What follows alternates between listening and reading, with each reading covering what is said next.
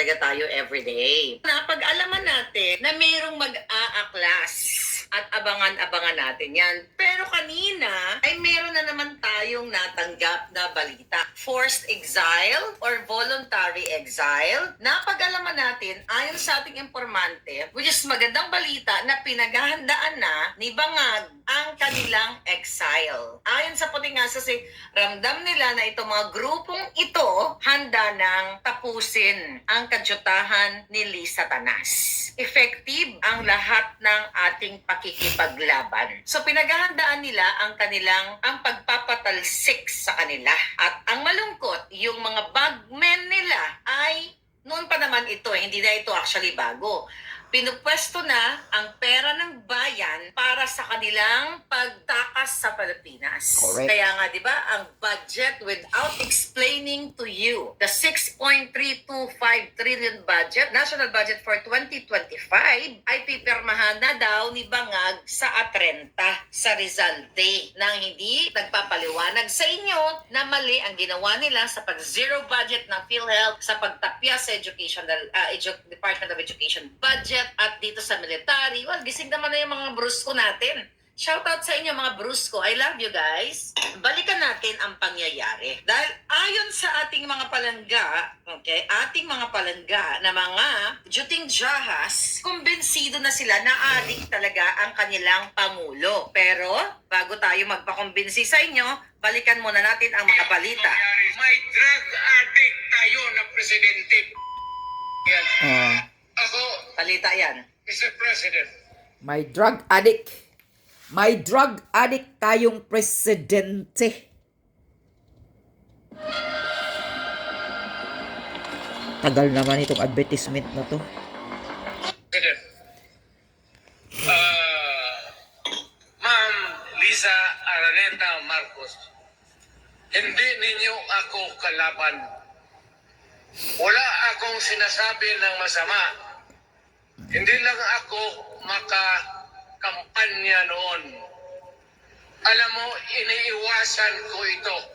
Itong panahon na ito talaga ang iniwasan ko kasi mapipilitan ako ngayon magsalita Na adik. laban ng mga tao sa gobyerno. Alam mo, Mr. President, hindi ako maghihingi ng tawad. Kagawan mo yan eh. It is your responsibilities sa sarili mo. What you do in this world finds you. Iyo yan. Huwag mong sisihin ang ibang tao kasi sarili mong utak at katawan yan. Nung ako'y mayor, pinakitaan ako ng evidence ng PDEA.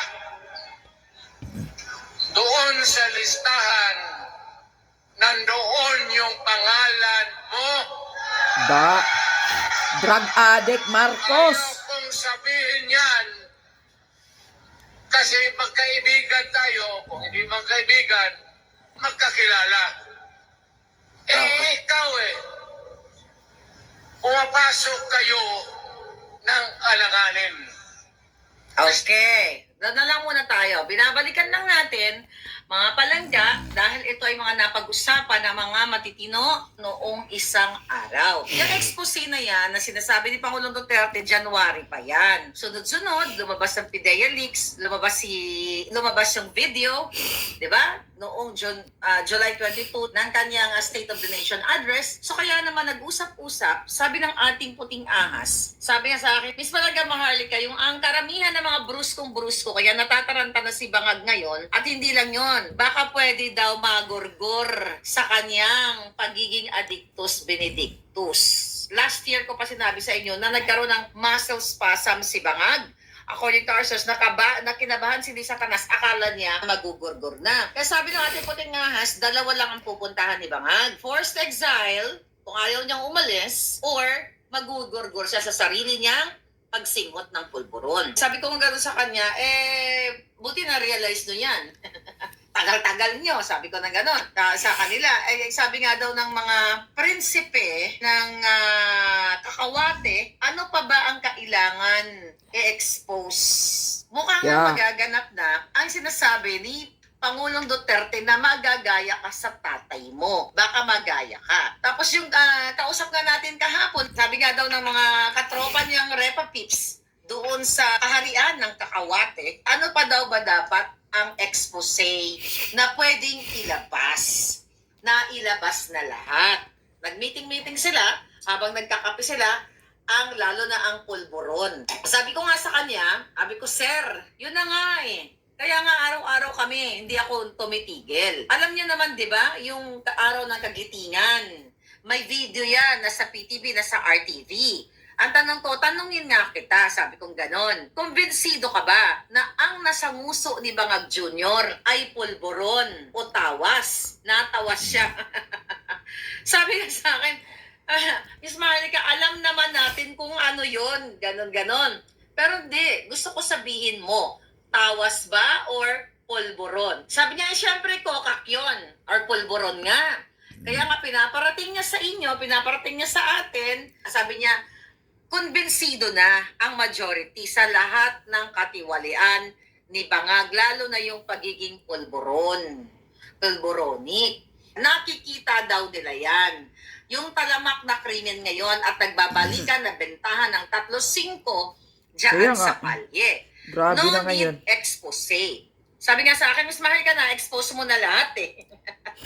Sabi ko, yun naman pala eh. Diba? Yun naman pala, sir. Nag-aantay ang taong bayan kung kailan baka magsasalita kayo para panindigan etong laban para sa Grabe ang Pilipino. sipon Sabi ko, ko. ang taong bayan sukang-suka na sa illegal na ginagawa ng bangag na gobyernong ito. Kaya sabi ko sa kanya, ano gagawin namin?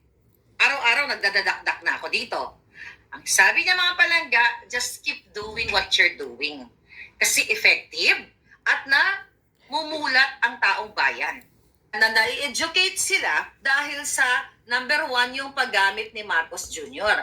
Actually, sabi niya sa akin, alam mo, galit na galit talaga sila sa'yo. Kaya yan, hinahabol ka dyan sa Amerika, basta ang bilin niya lang, ang kabilin-bilina ng prinsipe ng Kakawate, ay patuloy daw tayong magsalita. Mag-comment sa lahat, media, social media, kahit binablock tayo ng mga ng mga mainstream media, i-comment daw talaga, i-highlight ang pagiging addict ni Bangag, ang PhilHealth, ang pagdukot ni Lisa Tanas at ni Bangag sa turkey extraction. Yan, ano lang daw natin yan, i-sustain lang daw natin yan mga palangga. Dahil yan, ang kailangan daw talagang palakasin at hindi mawala yung impormasyon na yan. Dahil yan ang pilit na pinagtatakpan nila at talagang nagpupondo talaga sila sa mga trolls. Pero sabi nga ng ating kausap na nakumbinsi na sila, actually matagal naman sila nagkumbinsi, kumukuha lang sila ng timing. Okay? Itong mga prinsipe at prinsesa ng Kakawate. Ang sabi sa atin, tuloy-tuloy yung mga OFW at kahit sa Pilipinas, magbuo kayo ng mga grupo ninyo, 10, 5, ganyan, na talagang kayo ay mag-discuss, makipag-participate sa social media. Sabi niya kasi itutumba talaga nila si Sara. When I say itutumba, i-impeach nila. Tutuloyan nila. Basta eto, tuloy-tuloy lang tayo. Subukan lang Palakasin nila. daw natin ang ating mga hanay.